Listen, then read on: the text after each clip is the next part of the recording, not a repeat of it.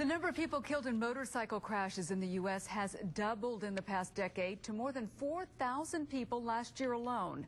News on 6 crime reporter Lori Fulbright explains why the National Transportation Safety Board says it's critical states require every motorcycle rider to wear a helmet. Lori?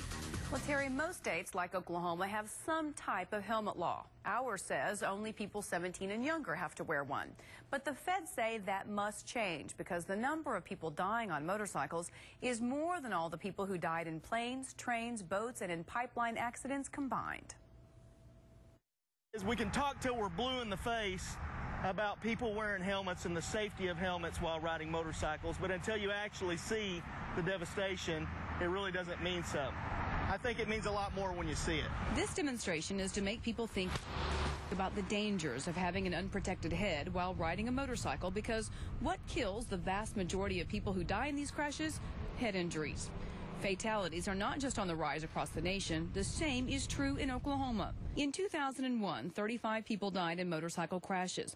That jumped to 42 in 2003 and jumped again in 2006 up to 61.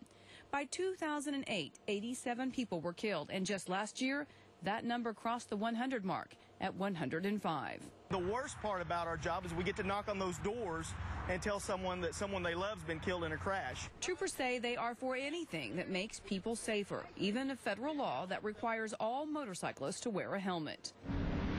This is what happened when we tossed a melon out of a car going only 35 miles an hour. It bounced, then split in two. Often it's not the motorcycle driver who's at fault. They can do everything right and still be killed in a crash. What we hate to see are those fatality crashes where we pick up the motorbike and there's a helmet attached to the backside of the motorcycle, and that is very common. This is what happened when we strapped the melon inside a motorcycle helmet and chunked it against the tree. Perfectly intact. Troopers say ask any family member who's had a loved one killed in a motorcycle crash, and they'll tell you safety should trump personal choice or comfort every time.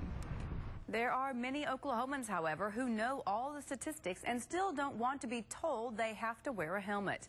The NTSB says it plans to pressure governors and state lawmakers all over the country to pass a mandatory helmet law for all motorcyclists. Lori Fulbright, News on 6 tonight.